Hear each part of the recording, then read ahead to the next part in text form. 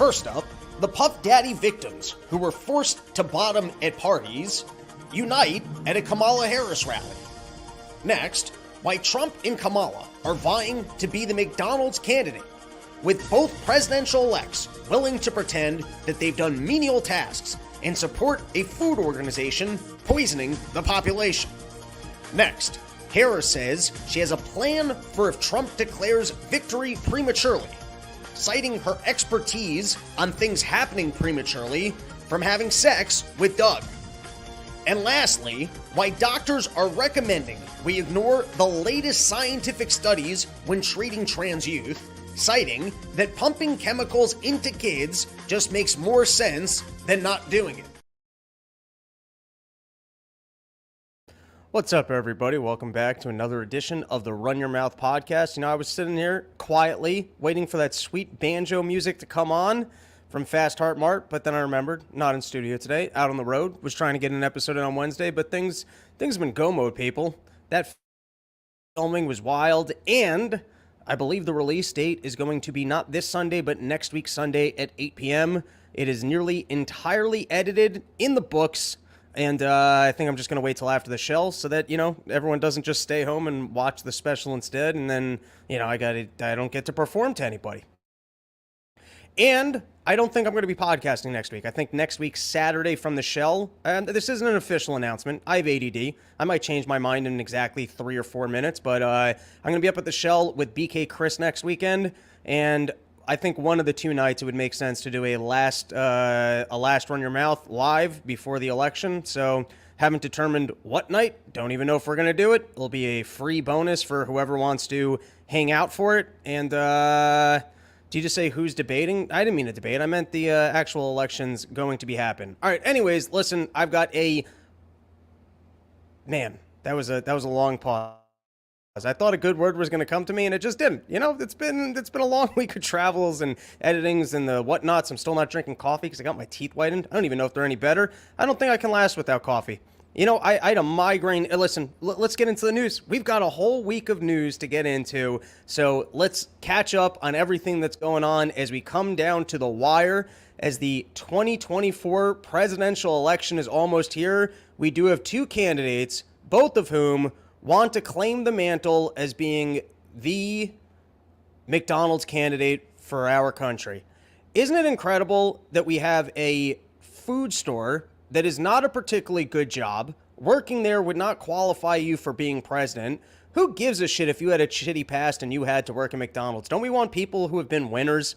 Wouldn't you like to meet the guy, like a king's son, who just had, you know, you always know who the shitty king's son is. If a king's got two sons and one's a piece of shit, you know who the piece of shit is. But then sometimes you get the one that's got the really good genes. And I'm just talking for movies. I haven't been around from kings, the times of kings. I haven't read history books about the times of kings. I'm really just, basically, I think of Thor. I'm working off of Thor right now. But that's as good of a reference for anything when it comes to political analysis. Shitty Marvel movies that you watched on a plane, didn't like, but kind of liked enough, but still want to be so cool that you pretend that you didn't like them. Anyways, sometimes you have people that are just winners, people that are smarter than us, people that are better looking than us. Like, look at LeBron James. That guy's perfect at basketball. Don't you sometimes just want someone who's always been good at something? Like, for example, let's just say I think Warren Buffett's kid's a bit of a goofy idiot, fat kid, just likes working on a farm. But let's say Warren Buffett's son, from the age of 12, started having the most brilliant stock picks. And then he worked for Warren Buffett from the age of 12 to 24. And then he went on and he started a company and he became the most successful company in the entire country. And then he sold that company and he started a new company. And then that did even better than the previous company. Would anyone turn around and go, hey, I don't think I'd like this guy to be my CEO because he never worked at McDonald's? Does working at McDonald's, what has happened? Well, I'll tell you guys what's happened. That's what you're here for. I don't just have to frame questions all the time. I can tell you what's going on. It's because we're not having real conversations about policy. We're not actually putting forward intelligent individuals. Instead, what we're doing is theater. And so if everything's going to be WWF theater, then I guess it's who can create better stunts and pretend like, oh, I have a better understanding of the shit that you've been through because I've been through, like, all right, listen, would it appeal to the country if I said 3 months ago, I was a drug addict sleeping on a couch just like you. And so if you make me president, I will have a better understanding of your needs. That's not the guy I want to be president. Find me the smartest guy who's had the most successful run at running multiple companies and businesses. That's a pitch. But hey, I was just before I was a piece of shit, just like, well, can we get a person that wasn't a piece of shit that might be able to help me out? So anyways, you've got both Kamala Harris claiming that she worked at McDonald's. I've also seen that there's no records of this, of her McDonald's employment, but she's also claimed to be black. She's got a running mate who claims to have fought in wars that he hasn't fought in. So it doesn't really, Joe Biden pretended that he both rubbed and didn't rub kids' legs while working at a pool that may or may not have black kids in it. It doesn't matter. Everything's fiction at this point, so nothing matters what you want to claim that you did or you didn't do. But here's what I'm getting at. If we're already going to make false claims about what you've done or hadn't done, what happened to us that your grand claim of what makes you relatable and that you should be put into the position is that you work the fry machine? Like, if you're already going to lie about things that you've done in your past, why don't you say, like Al Gore, hey, I was the one who created the internet, or I'm the person, I've the charity work that I've done, or the wars that I fought in. But no, this is where we're at in 2024, that if you're looking for stolen valor that's going to endear you to the general population, it's, hey, I've worked at the cancer food store. You know how everyone's complaining that we're all getting fat, everyone needs prescriptions for Ozempic, we're all unhealthy and tired all the time? But, well, don't worry, because like you, I love McDonald's, the chief cancer organization giving our country diarrhea for the last 40 years. Well, I am here to show you that I'm a man of the people. All right, and so more on this, because this is where we're at. We're coming to the end of the election cycle, and instead of talking about possibly the debt, who's going to actually get us out of the wars, holding these people accountable for the walls, the debate is about who really has the McDonald's honor. Who is the person who really worked at McDonald's? Who's the person who really got into the grind and the nitty and the gritty as if this matters or it's important? And here's even Obama saying shame on Trump for trying to claim the the working at McDonald's card. That is for Kamala Harris alone. Let's give it a listen. This is a leader who has spent her life fighting on behalf of people who need a voice and need a champion. Somebody who was raised in a middle-class family, who actually worked at McDonald's when she was in college to pay her expenses. Didn't just pretend like he worked at McDonald's when it was closed.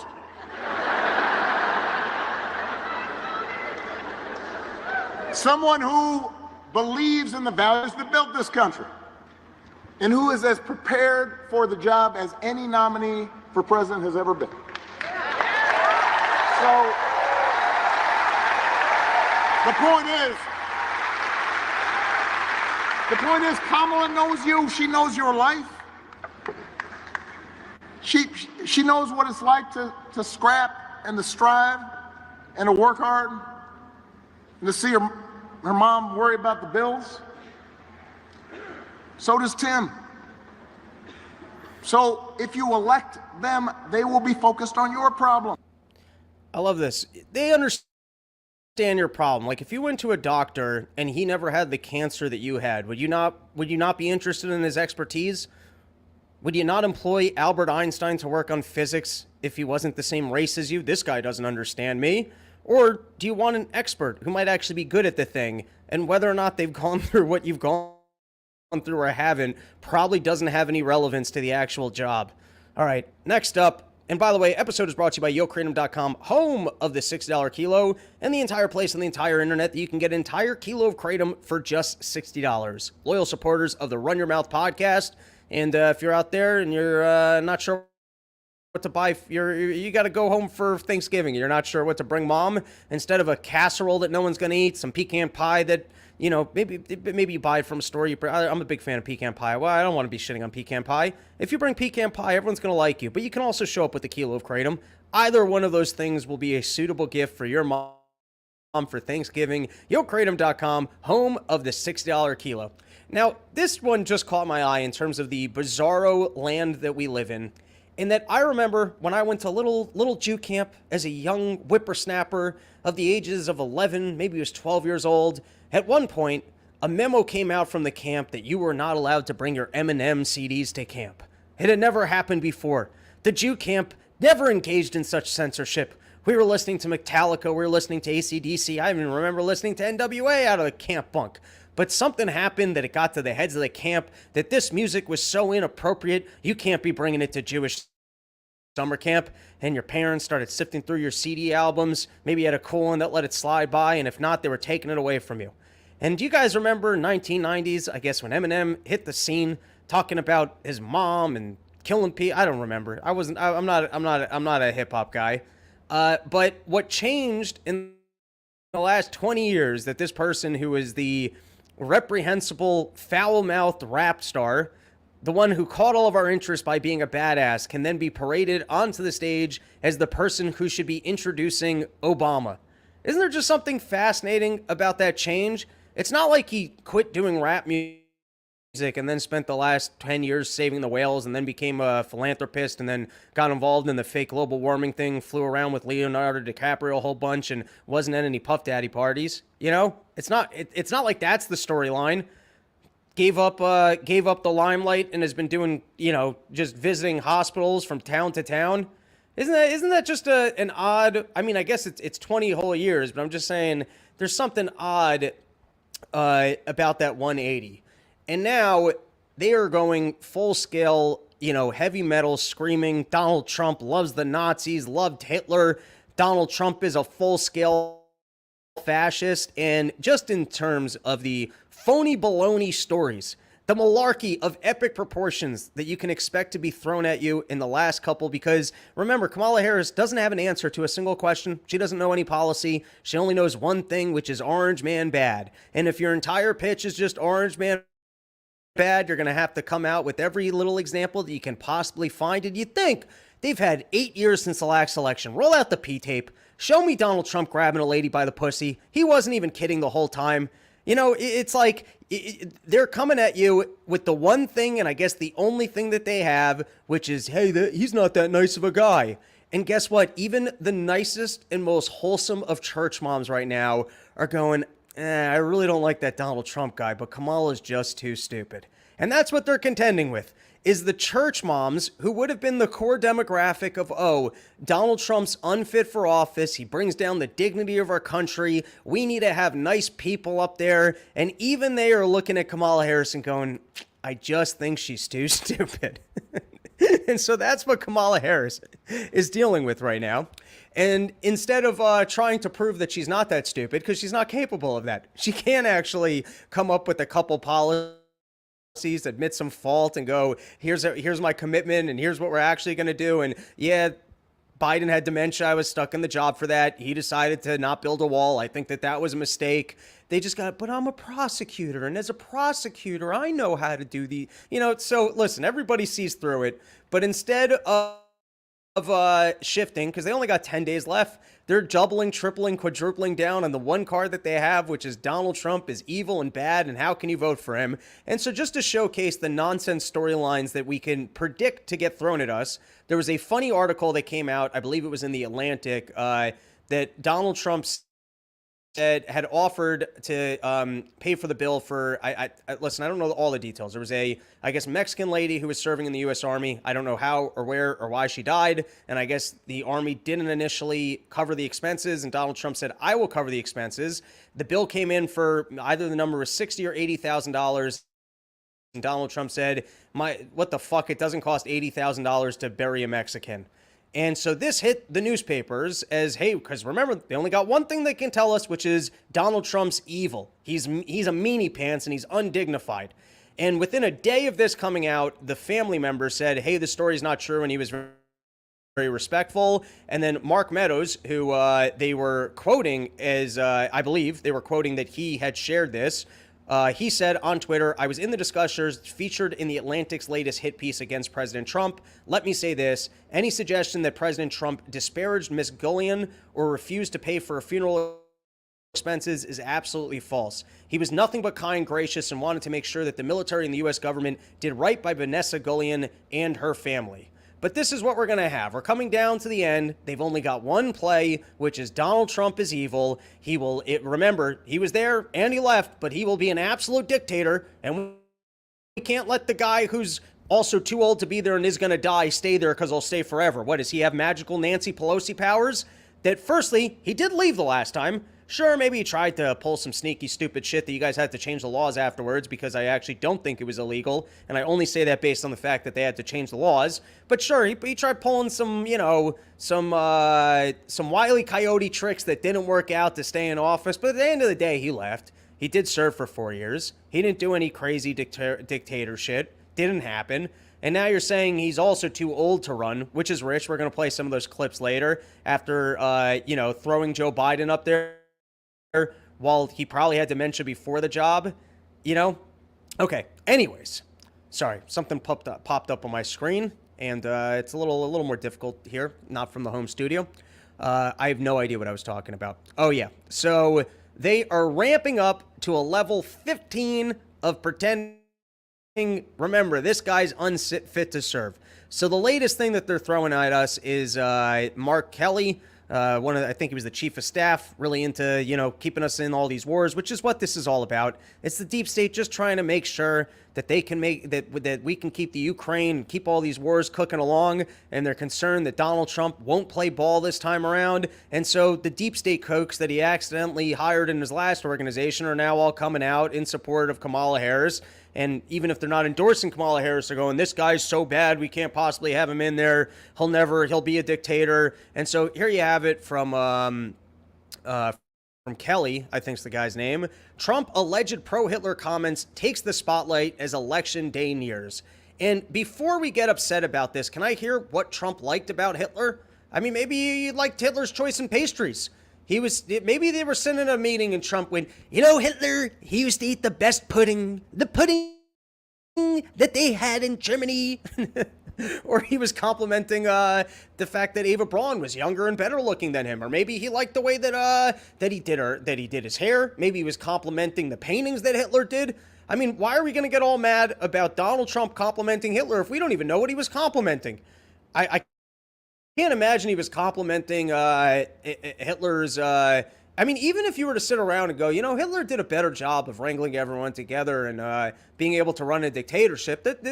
That's true. He did that. He did that pretty well. I guess you could even, in terms of people that were able to round him to maybe that would be a bad one to compliment. But I'm just saying, we don't know if the incident happened, and secondly, we don't even know what exactly Donald Trump was complimenting.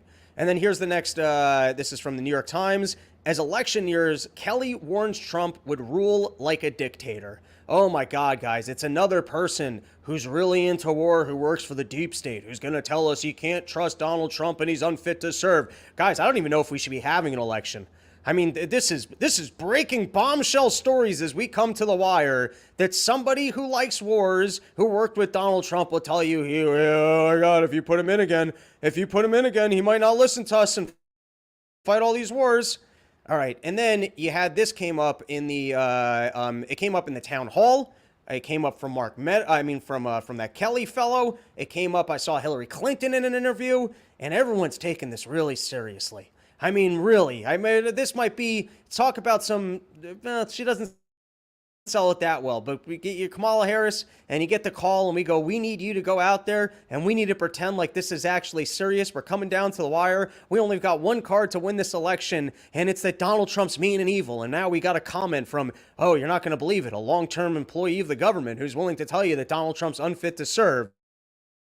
Can you get out there and sell it? And she goes, I think I can do it. And so here's Kamala Harris selling this post-incident. So yesterday we learned that Donald Trump's former chief of staff, John Kelly, a retired four-star general, confirmed that while Donald Trump was president, he said he wanted generals like Adolf Hitler had.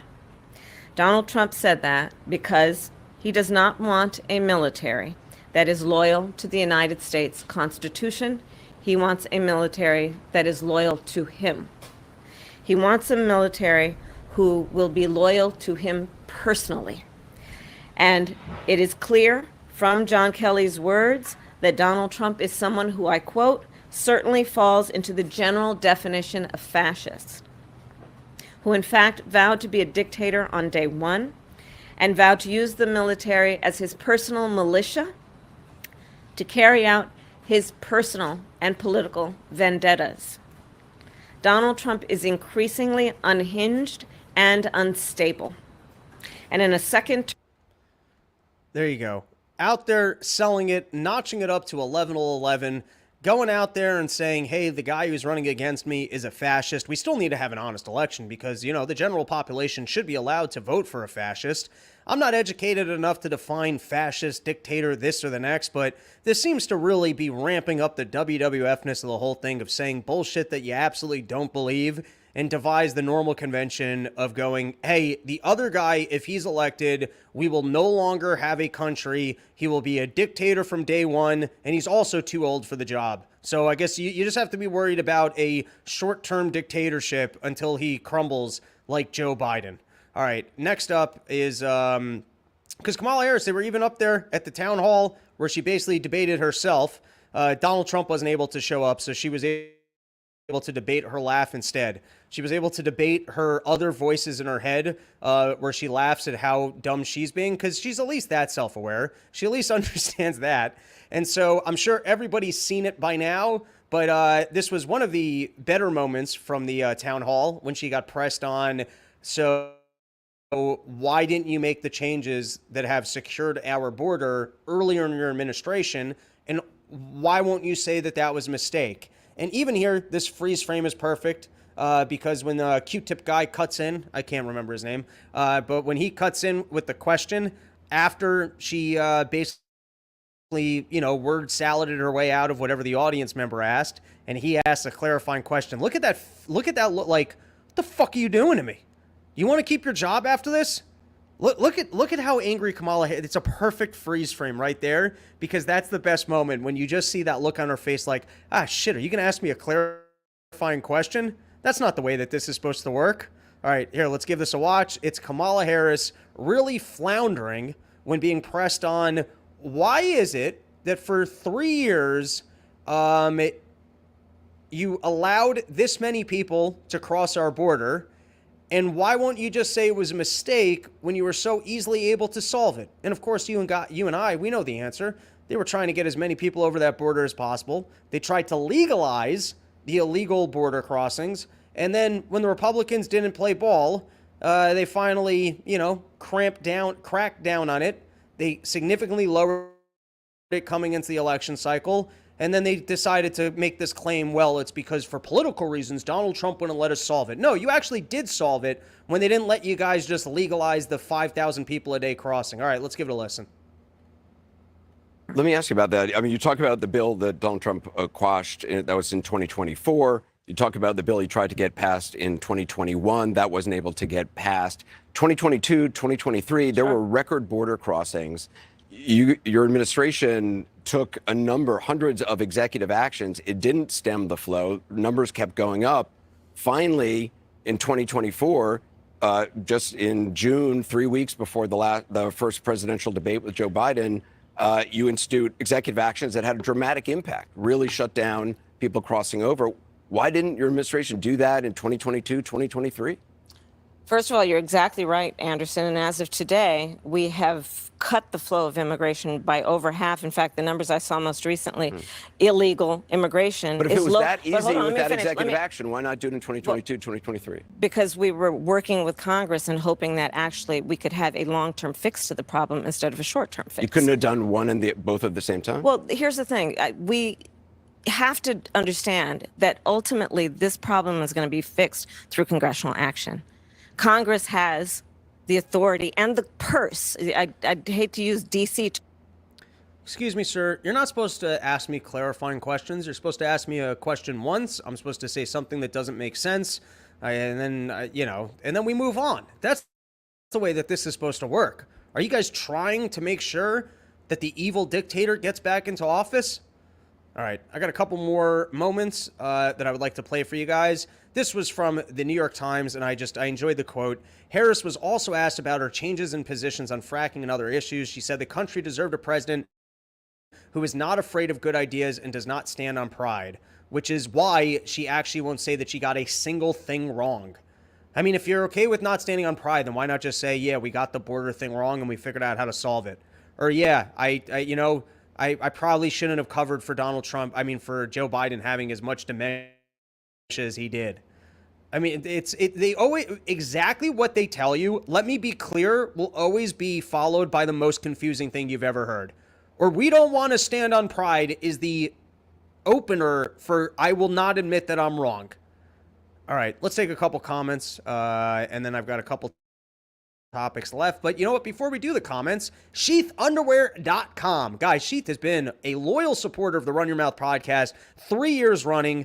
Dude, if you have not tried Sheath yet, make the upgrade. Use promo code RYM and get yourself 20% off the greatest underwear that's ever graced the balls of man. I'm telling you, if you got fat thighs that have been rubbing together, you will see me at a porch store, you will see me at a gig, and you will give me the biggest hug of your entire life, unless you're sweaty or just threw up, in which case, please don't touch me. But if you're feeling the love of Sheath underwear, that your thighs are no longer chafing and scraping together, and you've got the fat discomfort of sweat between your legs, and the thighs just... There's a better way, and it's sheathunderwear.com. And you use promo code RYM, and you'll get yourself 20% off the greatest underwear that's ever graced the balls of man. All right, let's take some comments, and then we'll close out the show with a couple more topics. And then by next week, I'll be back on coffee and sharp as hell, walking around backwards and forwards. Better believe it. All right, Frank Stone. The Diddy thing stems from a 2022 arrest of 405 people in a child sex trafficking ring by the Georgia Bureau of Investigation. Rob's newsroom at gmail.com. Send it over my way. Sounds like you got an interesting scoop there, and I would be happy to read it. Sorry. Rob, you predicted them blaming Trump's assassination on Iran way back on the January 6th POTP stream. Like I said, you know, sometimes I pull pretty great information out of my asshole. Oh, nothing. My thighs don't make those sounds. Well, grow fatter thighs. Start eating now. Get off your Ozempics.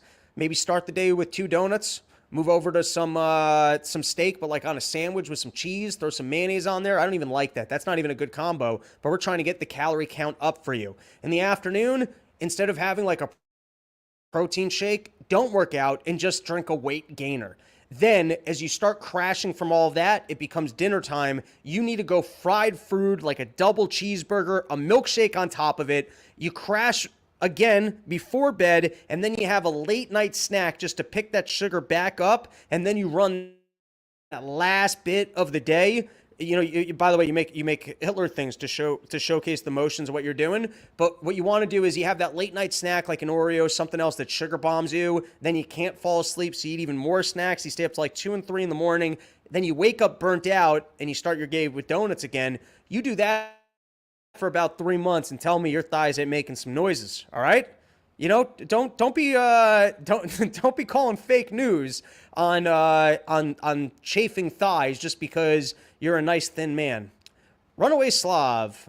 Corinne Fisher watched Kamala's town hall on YouTube in studio. Her face got a 1,000-yard stare when realizing how dumb Kamala is. Corinne got blackmailed in real time. Did she endorse Trump on the show? Had she never actually watched Kamala in action before? Did she address it? Did she say, my God, she is as dumb as everyone said? Alan Thickdick. The Eminem thing isn't a huge surprise. He's always hated Republicans. I'm not saying it's surprising that Eminem was there. I'm saying it's surprising for presidents to want him to be the individual to be introducing them. But I guess cultures change. I bet there was a time when people were like, the Rolling Stones is devil music. And then, you know, nowadays, Keith Richards, Mick Jagger, you would have them introduce you somewhere. Frank Stone, unlike the Epstein situation, Diddy had multiple copies of all videos. Could be. All right, let's take one more. Frank Stone, Bill Clinton's motorcade passed by a funeral home, and Bill said, hey, let's stop in there and do a couple of cold ones. Not bad. All right. What do we got? What do we got next? Producer man, come on. You're lagging here. All right, I don't know what this video is. We can discover together. Let's find out. A Trump advisor told producers that Trump was exhausted and refusing interviews. He would be the oldest president ever inaugurated if he wins in November. He will not agree to a second presidential debate. The former president was swaying and asked to play songs for about 40 minutes. Donald Trump's public appearances have deteriorated. The stomach is speaking. Many Azerasians, just like putting a million Rambos. Good old Sylvester Stallone is my friend. There is no way that this man who can't make it through an entire speech, who keeps canceling things, is going to be the person that does 4 more years. That was presented to me on Twitter that it was a Kamala Harris ad. And don't they lose the right to claim that someone is too old? I mean, just the nerve. Sometimes just the nerve, the total son of a bitchery of, after protecting Joe Biden, running the guy when he was too old, pretending like he didn't have dementia through the entire run, and then you get rid of the old guy for a real dumbass who also isn't doing more events than Donald Trump, isn't more spry, isn't more on their game. You start running ads saying, hey, isn't this guy too old? Shouldn't we be concerned about age?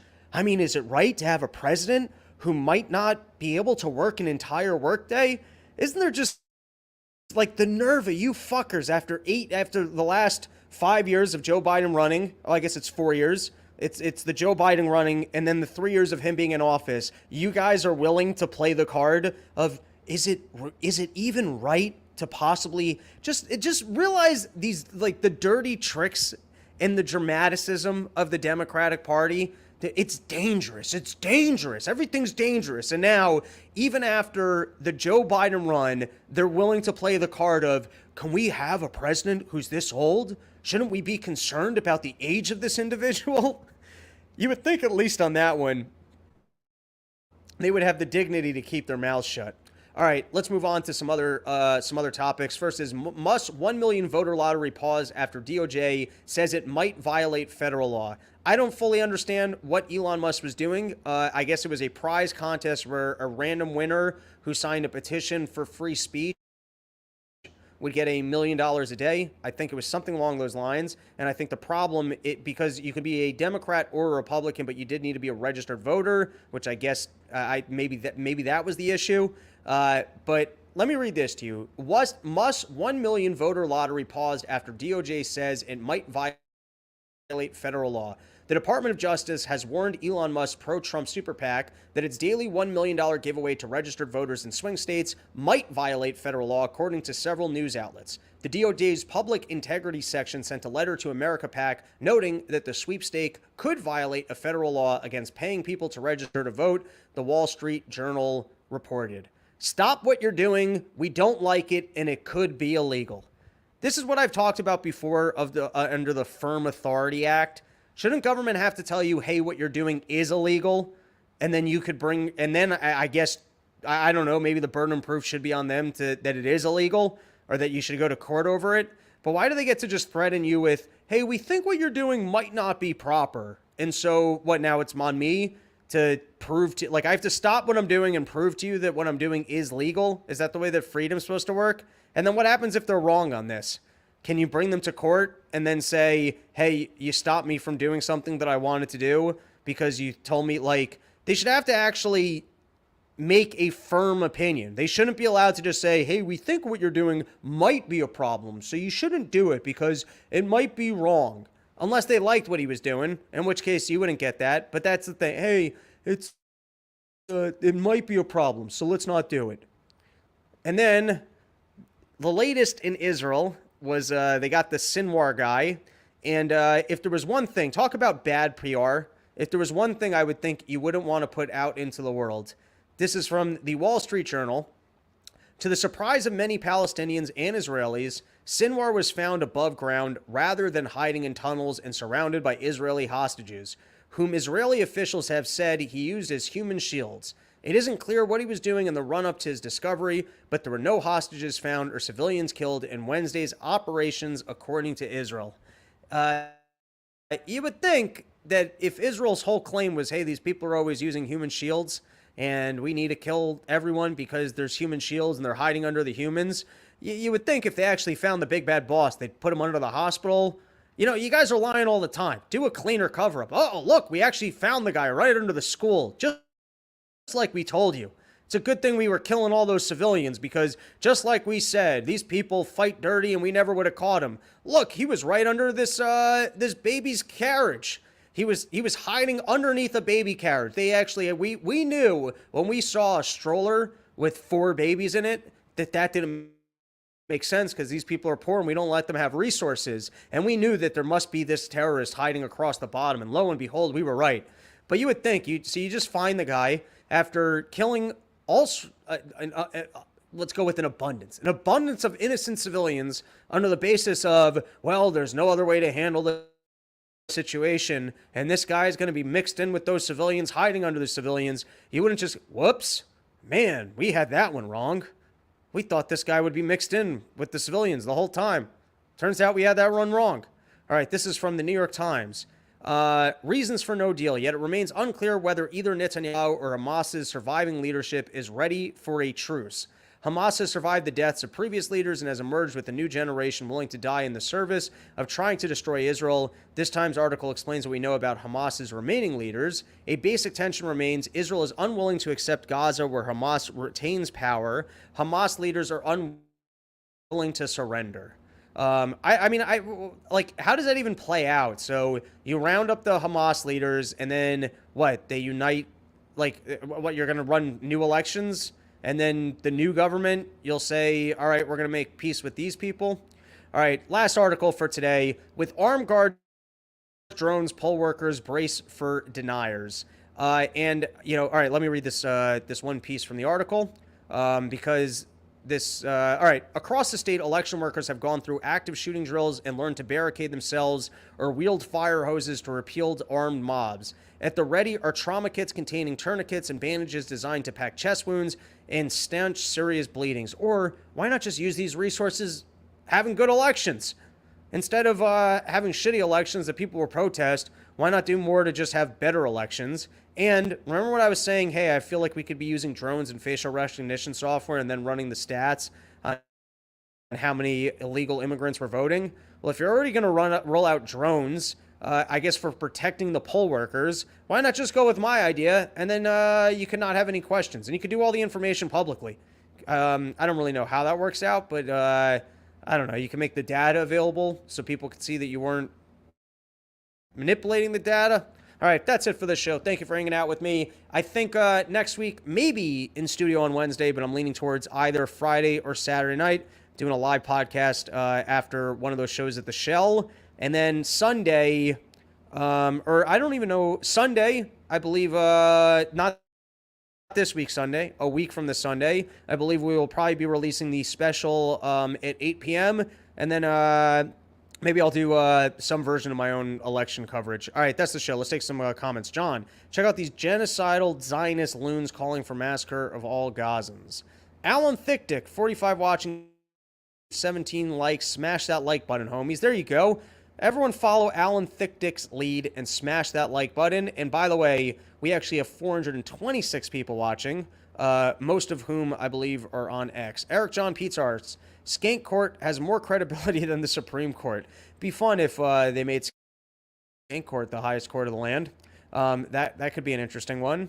What time is POTP today, Rob? I believe we will be doing maybe even a double episode with the second hour being the paywalled episode this afternoon. I've yet to get final word from producer and Mr. Smith, but I believe we will be doing one in the afternoon. Alan Thickdick. Ooh, I get what you mean about Eminem now. To be honest, Eminem didn't do anything for me after the other rappers that went on the campaign trail with her. Who gives a fuck? LOL. Fair enough. Runaway Slav. I smell a setup. Northwood style. I don't know what that means, but that's the episode. Thanks for hanging out. Next week in New Hampshire. And then I got to be home a little bit. I need some new material. And then, it'll be time to porch soon enough. Later, dudes. Thanks for